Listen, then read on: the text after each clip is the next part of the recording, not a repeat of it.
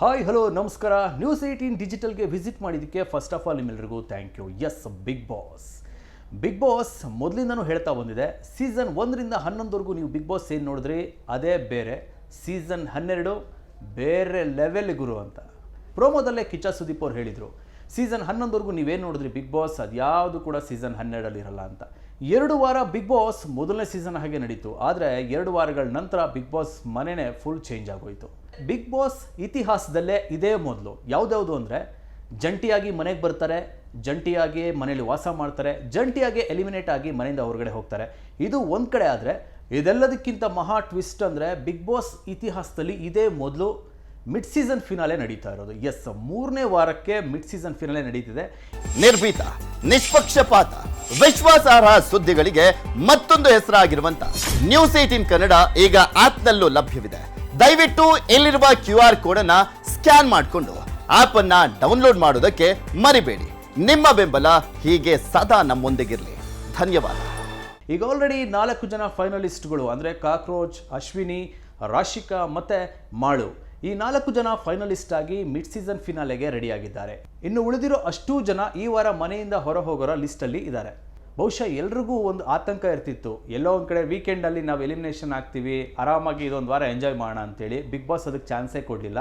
ಆರಾಮಾಗಿ ಎಲ್ಲರೂ ಮಲಗಿರ್ತಾರೆ, ಒಂದು ಸೈರನ್ ಬರುತ್ತೆ, ಎಲ್ಲ ಹೋಗಿ ಗಾರ್ಡನ್ ಏರಿಯಾದಲ್ಲಿ ನಿಂತ್ಕೊಳ್ತಾರೆ. ಎಲ್ಲರ ಕಣ್ಣು ಬಿದ್ದಿದ್ದು, ಎಲ್ಲರ ತೀರ್ಮಾನ ಒಂದೇ ಆಗಿರುತ್ತೆ, ಅದು ಸತೀಶ್ ಮನೆಯಿಂದ ಹೊರಗಡೆ ಹೋಗಬೇಕು ಅನ್ನೋದು. ಅಷ್ಟೇ ಅಲ್ಲ, ಜನತೆಯ ತೀರ್ಮಾನ ಕೂಡ ಸತೀಶ್ ಮನೆಯಿಂದ ಹೊರಗಡೆ ಹೋಗಬೇಕು ಅನ್ನೋದೇ ಇರುತ್ತೆ. ಅದರಂತೆ ಸತೀಶ್ ಮನೆಯಿಂದ ಆಚೆ ಬಂದಿದ್ದಾರೆ. ಈಗ ಡಾಗ್ ಸತೀಶ್ ಅವ್ರ ಬಗ್ಗೆ ಹೇಳಬೇಕು ಅಂದರೆ ಇವರ ಎಂಟ್ರಿ ಅನ್ನೋದು ತುಂಬ ಭರ್ಜರಿಯಾಗಿತ್ತು. ಸುಮಾರು ಲಕ್ಷದ ಬಿಸ್ನೆಸ್ಸನ್ನು ಬಿಟ್ಟು ಬಿಗ್ ಬಾಸ್ಗೆ ಎಂಟ್ರಿ ಕೊಟ್ಟಿದ್ದೀನಿ, ನಾನು ಇಲ್ಲೇನೋ ಒಂದು ಮಾಡ್ತೀನಿ ಅಂತ ಹೇಳಿ ಬಂದರು. 100 ದಿನ ಇರ್ತೀನಿ ಅಂತ ಬಂದವರು 3 ವಾರಕ್ಕೆ ವಾಪಸ್ ಆಗಿದ್ದಾರೆ. ಹಾಗಿದ್ರೆ ಸತೀಶ್ ಇಷ್ಟು ಬೇಗ ಯಾಕೆ ಮನೆಯಿಂದ ಹೊರಗಡೆ ಬಂದರು? ನನ್ನ ಪ್ರಕಾರ ಹೇಳೋದಾದರೆ, ಚಂದ್ರಪ್ರಭಾ ಅಂತ ಒಂದು ಎಂಟರ್ಟೈನಿಂಗ್ ಕಂಟೆಸ್ಟೆಂಟ್ ಜೊತೆಲಿರುವಾಗ ಇನ್ನೂ ಚೆನ್ನಾಗಿ ಮನೆಯವ್ರನ್ನ ಎಂಟರ್ಟೈನ್ ಮಾಡಿಕೊಂಡು ಡಾಗ್ ಸತೀಶ್ ಅವರು ಇನ್ನೂ ಮನೇಲಿ ಉಳ್ಕೊಳ್ಳೋದಕ್ಕಿಂತ ಚಾನ್ಸಸ್ ಇರ್ತಿತ್ತು.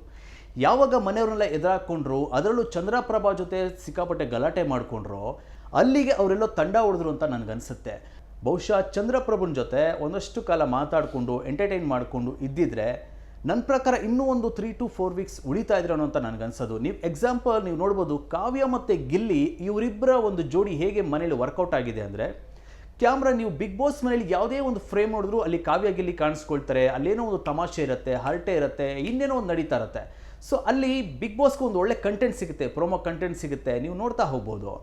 ಇದೇ ಕೆಲಸವನ್ನು ಚಂದ್ರಪ್ರಭಾ ಮತ್ತು ಸತೀಶ್ ಮಾಡಿದರೆ ಡೆಫಿನೆಟ್ಲಿ ಈ ಜೋಡಿ ಕ್ಲಿಕ್ ಆಗ್ತಾ ಇತ್ತು. For example Bigg Boss season 10ನಲ್ಲಿ ಒಂದು ಕಡೆ ವರ್ತೂರ್ ಸಂತೋಷ್ ಇರ್ತಾರೆ, ಇನ್ನೊಂದು ಕಡೆ ತುಕಾಲಿ ಸಂತು ಇರ್ತಾರೆ. ಹೇಗೆ ಅವರ ಕಾಂಬಿನೇಷನ್ ಕ್ರಿಯೇಟ್ ಆಯಿತು ಅಂದರೆ ಎಲ್ಲೋ ಒಂದು ಕಡೆ ಕಿಲಾಡಿ ಜೋಡಿ ಇದ್ದಂಗೆ ಮನೇಲಿ. ಈ ಜೋಡಿ ಫಸ್ಟಿಂದ ಕೊನೆಯವರೆಗೂ ಕೂಡ ಇವರ ಆಟವನ್ನು ಬಿಡಲಿಲ್ಲ.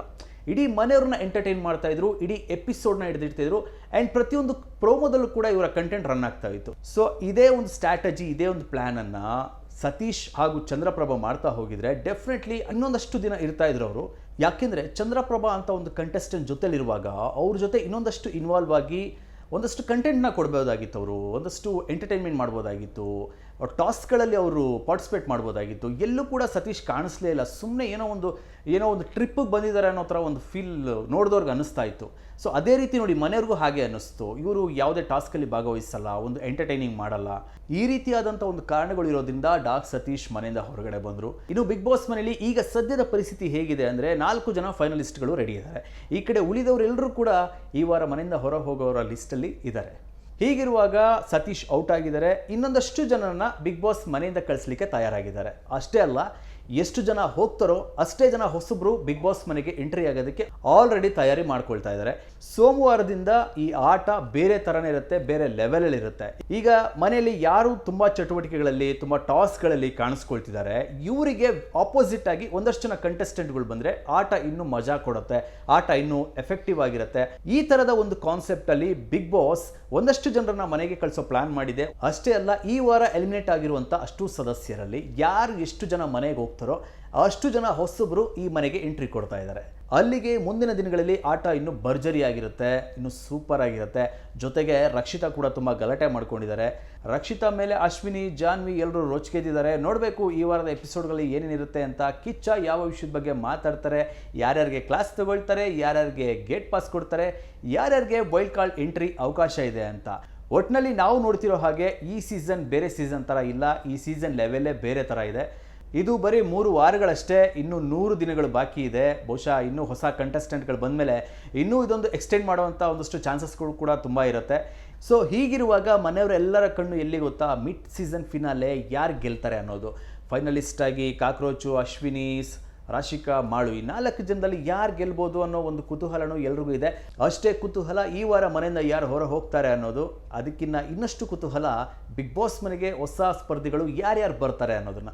ಸೊ ಬಿಗ್ ಬಾಸ್ ಸೀಸನ್ 12 ಬಗ್ಗೆ ನಿಮ್ಮ ಒಪಿನಿಯನ್ ಏನು? ಯಾವ ಎಪಿಸೋಡ್ ಇಷ್ಟ ಆಯ್ತು, ಯಾವ ಕಂಟೆಸ್ಟೆಂಟ್ ಇಷ್ಟ ಆದ್ರು, ಯಾವ ಕಂಟೆಸ್ಟೆಂಟ್ ಪರ್ಫಾರ್ಮೆನ್ಸ್ ಇಷ್ಟ ಆಯ್ತು ಅಂತ ನೀವು ಕಮೆಂಟ್ ಮಾಡಿ. ನೆಕ್ಸ್ಟ್ ವಿಡಿಯೋದಲ್ಲಿ ಸಿಗೋಣ. ಅಲ್ಲಿವರೆಗೂ ನಮಸ್ಕಾರ. ನಿರ್ಭೀತ, ನಿಷ್ಪಕ್ಷಪಾತ, ವಿಶ್ವಾಸಾರ್ಹ ಸುದ್ದಿಗಳಿಗೆ ಮತ್ತೊಂದು ಹೆಸರಾಗಿರುವಂತ ನ್ಯೂಸ್ 18 ಕನ್ನಡ ಈಗ ಆಪ್ನಲ್ಲೂ ಲಭ್ಯವಿದೆ. ದಯವಿಟ್ಟು ಇಲ್ಲಿರುವ QR ಕೋಡ್ ಅನ್ನ ಸ್ಕ್ಯಾನ್ ಮಾಡಿಕೊಂಡು ಆಪ್ ಅನ್ನ ಡೌನ್ಲೋಡ್ ಮಾಡೋದಕ್ಕೆ ಮರಿಬೇಡಿ. ನಿಮ್ಮ ಬೆಂಬಲ ಹೀಗೆ ಸದಾ ನಮ್ಮೊಂದಿಗಿರಲಿ. ಧನ್ಯವಾದ.